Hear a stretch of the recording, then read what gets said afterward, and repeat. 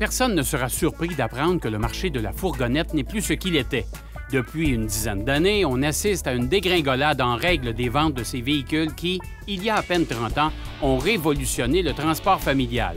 On reproche à ces minivans d'être trop gros, pas assez sportifs et, surtout, d'offrir une conduite parfaitement pépère. Alors, on se rue vers les véhicules utilitaires sport qui ont souvent tous ces défauts tout en étant moins polyvalents. Sans doute qu'un socio-psychologue pourrait mieux expliquer ce comportement qu'un journaliste automobile. La grande nouveauté du petit créneau des fourgonnettes, c'est la Chrysler Pacifica, qui a fait des choses en grand en terminant en première position. Son style, autant intérieur qu'extérieur, a impressionné presque tout le monde, autant les adultes que les jeunes, bien qu'il s'agisse d'une appréciation parfaitement subjective. Il faut avouer cependant que le style de la Pacifica n'est pas vilain du tout.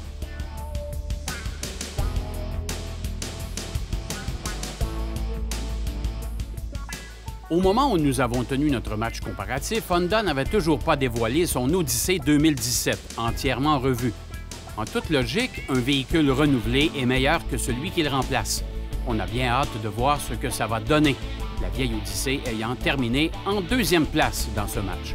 Si ces lignes extérieures n'ont semblé choquer personne, le design intérieur, lui, en a pris pour son rhume. Outre le Mercedes-Benz Metris, qui est dans une classe à part, ce fut celui qui s'est attiré le plus de commentaires négatifs, même venant d'un participant propriétaire d'une Honda Odyssey.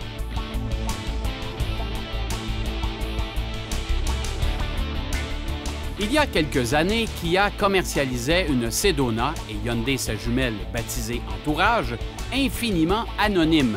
Il y a 2 ans, quand nous avons appris que la marque coréenne revenait avec le Sedona, nous nous sommes bidonnés. Sauf que la nouvelle fourgonnette de Kia est incroyablement mieux réussie que sa devancière, à tel point que nous pensions qu'elle viendrait jouer les troubles-fêtes dans notre comparo.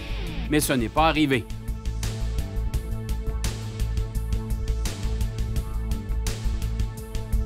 La Toyota Sienna est avec nous depuis 2010, trimballant son style toujours aussi anonyme et pourtant, tout le monde la connaît.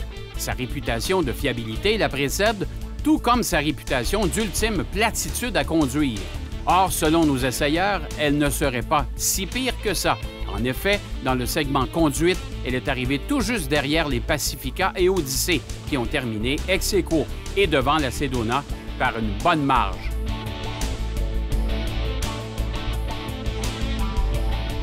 À première vue, on pourrait dire que le Metris a été complètement largué.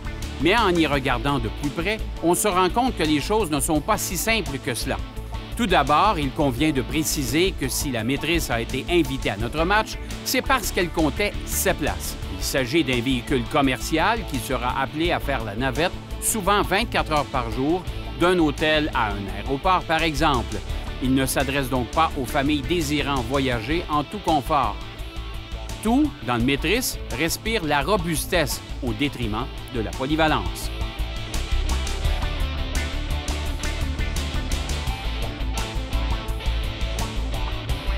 Au final, depuis ses débuts, la fourgonnette n'a cessé d'évoluer, autant au chapitre de dimension qu'au chapitre d'équipement et de confort. Depuis quelques années, on sent qu'elle tend davantage vers le véhicule utilitaire sport que vers la voiture. Lentement mais sûrement, elle perd en polyvalence alors qu'elle gagne en luxe et en beauté. Par exemple, de moins en moins de modèles permettent aux passagers avant de se rendre à l'arrière en passant entre les 2 sièges, car une console bloque le passage. Notre match a aussi fait ressortir quelques petites évidences. La Chrysler Pacifica est toute nouvelle et a remporté la première place. La vieillissante Honda Odyssey n'a pas terminé loin derrière la Pacifica. Elle sera remplacée par une toute nouvelle d'ici quelques mois d'ailleurs. Si je m'appelais Pacifica, je commencerais tout de suite à penser à d'importantes mises à jour, surtout en ce qui a trait à la dynamique de conduite. De son côté, la Sedona impressionne quand on en fait l'essai, mais elle brille beaucoup moins quand on la compare directement aux autres fourgonnettes. D'ici à peine quelques années, elle pourrait bien être carrément larguée. Quant à la Sienna, Toyota annonce une mécanique renouvelée pour 2017, mais n'a rien encore annoncé au chapitre de l'esthétisme, de la conduite et des fonctionnalités.